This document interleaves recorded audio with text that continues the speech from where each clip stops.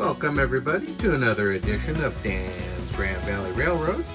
This is part number 2 of our ongoing structure kit build series. As you remember, last week we started building this DPM Landmark Structures building kit.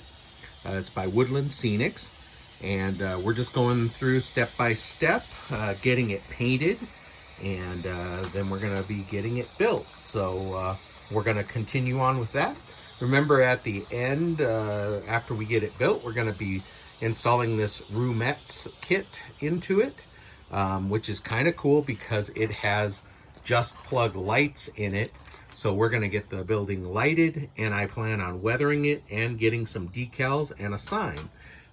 It's going to be a jewelry store. This is an interior for Mongillo Jewelers, which goes with this kit. So anyway, with that being said, let's head over to the bench and I'll show you our progress and we'll continue on.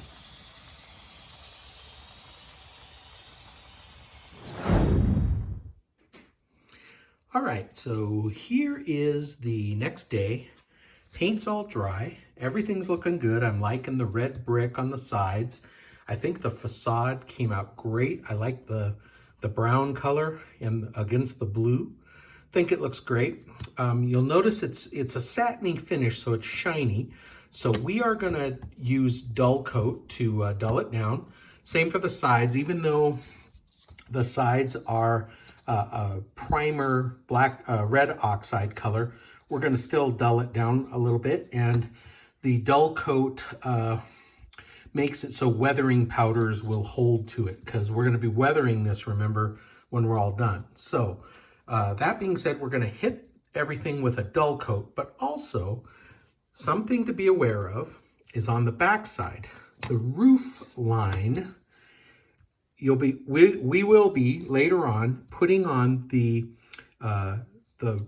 roof braces, and there's going to be about a 1/2 inch gap between where the roof sits and the facade or the wall piece. So we're going to want to paint that. Otherwise, when you look at your roof, when the building is sitting up, you're going to see that this is not finished. So what I'm going to do is take a little bit of the painter's tape and I'm going to mask off a line here that'll be consistent with the roof line. And we'll do the same thing on the front piece, just down a little ways. Can't hurt to go too far. Any place that we're going to glue something, we'll be sanding the paint off anyway. But we'll do that to all the pieces. We'll have about just a 1/2 inch stripe here. And I've decided to use flat black for that color. If we imagine a roof on there that it'll be a flat roof, so they use tar paper and tar. So most roofs I've seen on the inside, when it's a well type roof like that, they'll have tar up on the side. So I think flat black will represent that pretty nicely for us. Now, these little chimney pieces will be glued here on each side, and then you can see they have a taper or an angle that is consistent with the roof line. So this doesn't matter so much, but we'll just be painting that, and then we'll be scraping that off when it comes time to put our other chimney part on there.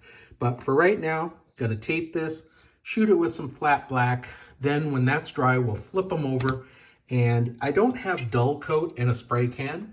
I have dull coat in a bottle that I can spray with my airbrush. But as I was talking to Robert, Flying Crow, we've been going back and forth. I found this Tamiya color clear spray for plastics. It's number TS80 flat clear, and I'm going to try that exclusively on this model in place of dull coat, and we'll see how it comes out. Been pretty happy with it on the caboose. Number 2 caboose I used it on, and I think it's pretty good. So we're going to try it on this project and see how it comes out. All right, let's get to it. Okay, I've got all of my tape done. Just be aware that some people will go ahead and paint the entire inside wall black, flat black, just to help reduce the amount of light that comes through when you light the buildings. Now, I'm not doing that because in this one, I plan to use the Roomettes for one thing. And then also on these DPM kits, they are very thick and light doesn't tend to come through this anyway. But on thinner kits, you might want to just paint the inside wall completely black. Now, the reason I'm not doing that is because we'll have to remove it around windows and stuff where we're going to put the glass. And I just don't really need to do that much paint. So just to be aware, I taped the edges where I'm going to hit this black here. I taped this edge because that is the brick edge that will remain visible. The other side I did not need to tape because that is going to be a side that we sand off anyway to glue to the other wall. So I just have my tape running over, and I don't really want to hit the top with the black. So when I paint now, I'm just going to spray at an angle like this, that way, so that I don't really paint this edge. And it's just going to be a light fogging, so that should be all we need to do. Did the same thing on all the other pieces. Don't have to worry about that edge, but I did have to worry about this edge. So we're just going to shoot that like this. Same thing with this. I don't really want it along the top here, but I did tape off wherever I don't want it. So that being said, let's shoot this quickly and see how it comes out.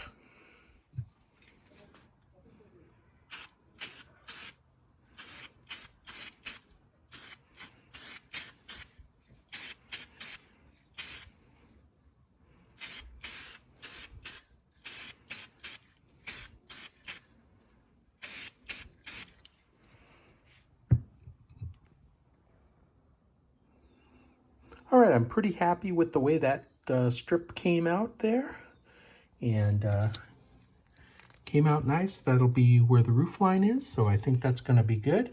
So now we'll flip them all over, and we're just going to do a quick fogging with the dull coat, or the Tamiya color actually. And I'm mostly worried about this one because it has the most sheen to it, being that it's satin. This was a flat primer anyway, so I'm not going to worry too much, but they're all going to get a nice little fogging of dull coat. Okay, I got the dull coat sprayed on. Can't forget the door and the side panels, and also the little chimney pieces too. So just finished that, so let's let it dry a good while and see how it comes out. But I'm liking it already. I can see it's starting to flatten everything, take that sheen off there. So very good. Got my little fan going just to blow that out of the garage here, and we'll see how that is in about an hour or so. Okay, down in the shop in the basement, we are gonna start on, got the sandpaper out, so I'm gonna start on cleaning up the edges that don't need paint on them. And we're gonna do that. And then I also realized that these three pieces, the door and the little side panels, you can see they have this little groove here that needs to be removed. Each top and bottom piece need to be removed. And it's a little bit thick to cut with an X-Acto knife. A lot of times you'll maybe bend it and try to break it.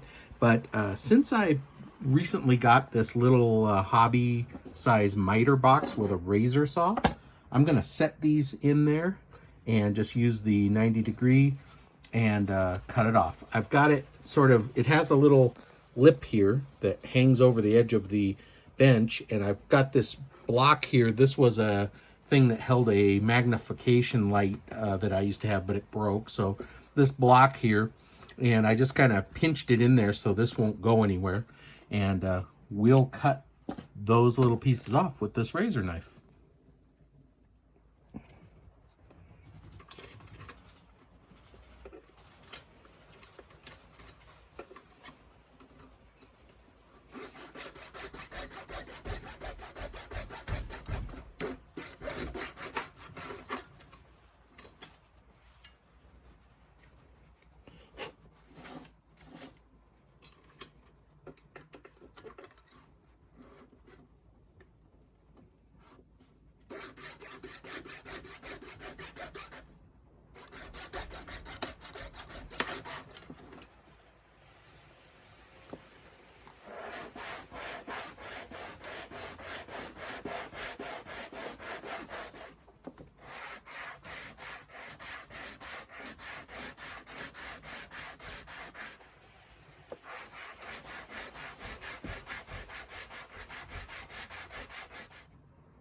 All right, pretty much finished removing all the paint that we needed to.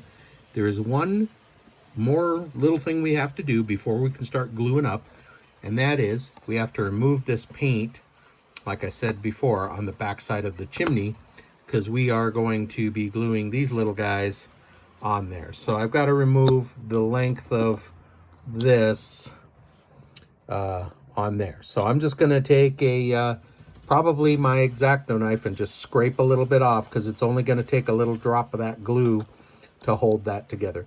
So I'll get this separated off the tree here. We'll get them cleaned up, ready to glue on, and we'll get the paint scraped off.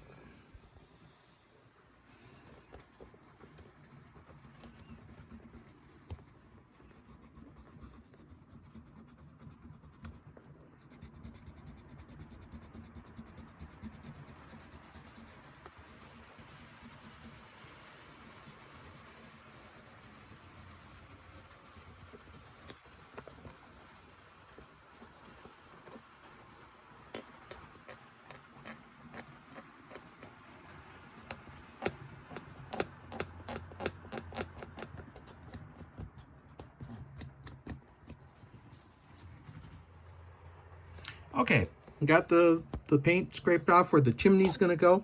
Now, gotta notice something on these chimney pieces. Hopefully you can see it. There's a top and a bottom to it. So the top has a little extra piece like the top of a chimney would, if you can see that. Then the bottom is tapered. So it's got a taper on it, and that's to allow for the roof, the slant of the roof. So when you look at the side, you'll see how I painted the line. Well, there is a definite slope to the roof. So you want to be sure when you select your chimney piece that you've got the slope of the chimney going the right way, because the roof is gonna butt up right to the bottom of those chimney pieces. So want to do that, and then you also we can do this later when we go to add the roof, but we're going to scrape a little off where the little pieces go for the roof braces. But for right now, we're just going to get those chimneys mounted on there. All right, and just a note before I actually glue this on, I made sure that the back of the chimney had no paint on it as well. If it did, I just slid it right there on my little file and made sure it was good. So let's take one of these chimney pieces.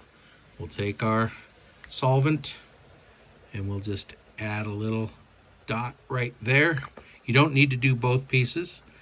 It's forgiving. It'll let us move it around a little bit until it sets. So I'm just gonna set it down like that. Make sure it's straight. Get my big hands out of the way so you can see. Make sure it's even on top, because it does want to slide around a little bit. See, we want to make sure it matches and it's even on top. We can trim it after it's dry. Want to make sure our slant is the right way and that we're straight, and then we're good.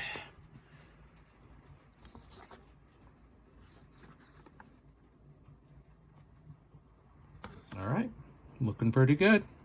I'll do the rest of them. All right, this is going pretty good. I've got one more to do here.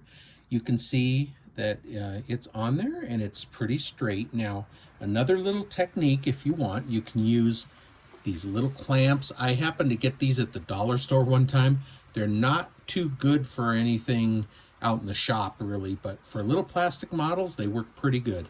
You can just put a little clamp on there if you'd like, just real gently, and just clamp that for 10 minutes, 15 minutes, and that'll make sure that nothing moves and that it's clamped, and it'll dry really well. You don't have to do that, or you can use like a clothespin or a, like a binder clip or any kind of thing that would just close like that. I like to do that once in a while, especially if it's slipping on me or it's not quite setting the way I want. Okay, I selected a third color to try to go with this complementary color that they have on this sort of detail part of the building. Theirs looks to be a little more gray. I didn't find a color like that at my hobby shop, but I did find this flat sky blue, which I think came out pretty good. So you can see here that I've applied it to those protruding pieces there and the windowsills on the front. I think that looks pretty good. It's a little more vibrant than theirs, but I think it looks good for what we have. Now, I decided to do the same thing. If you look at their side, they've got them on their sills on the side there, and you can see some weathering and stuff going down the wall. So that's what we're going to do as well, but I did go ahead and apply it to these sills. Now, unfortunately, I had a little bit of an accident with some of the videos this week, and I lost them. Unfortunately, I just have to show you guys how it came out and where we are now. The only other thing that I added here was this door, which is a brown color. And whenever you see the testers model paints, if they have a red line there, that's enamel. So that takes a thinner like this to clean your brush and to thin it. If it has a blue line like that, it's acrylic. And you can clean it with water, or I like to use a little bit of Windex. I just spray it on the rag and clean my brush that way. And it makes quick work of acrylic paint. So for the lines on here, I like this color, so I had to buy enamel. Enamel's a little harder to work with just because, you know, you paint it on, you don't want to overwork it. It's just a little harder to work with than the acrylic. Now for this door color here, I had an acrylic. This is Model Master, and you can see the blue line. This was earth red, and I thought that made a nice brown door color. So that's what I went with for the door. So let me show you the brush I used and the technique that I used for painting these. I found a video a long time ago on YouTube where the guy said when you're working on these kits, it's best to just paint the tops, or you know, the front, but laying down, just paint the top of the detail that you're doing. Don't worry about the edges, if you can see here, up above and below, just the front, because that's what you're going to see when you're looking at the model kit. And that's what I did. So taking a very small chiseled brush, and just, it's flat, it's not round, and just touching the top of it like this and worrying about the top. And then for smaller details like this, it's nice having that chisel tip to just touch along there like that. Now again, I'm sorry I don't have the actual video footage of me painting them. I did film it. There was an accident and I lost those files, so it kind of sucks. Had the video all ready to go and lost those files. So anyway, that's where we are this week for part 2.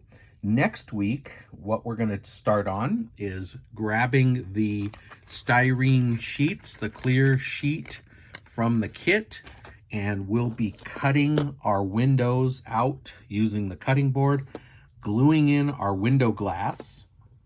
And once we have that done, we want to do that while the kit is not together. It'll be much easier to do it laying out here on the bench like this than trying to do it with it built, you know, a little square where you have to reach down in. So we'll be starting with the window glass. Then once that's in, we'll, of course, assemble the door panel that is recessed here. And then we will start gluing up the walls, and then we'll work on the roof after that. So with that being said, that's it for part number 2 this week. All right, well, that is all we have time for this week. I want to thank you so much for joining me for part 2 of this structure kit build series. We'll continue on with part number 3 next week. I just want to thank everybody for liking and subscribing and supporting my channel. I really appreciate it. Please continue to give me comments and questions. I try to answer all of them. So with that being said, thank you so much. We will see you next week for part 3. Bye for now.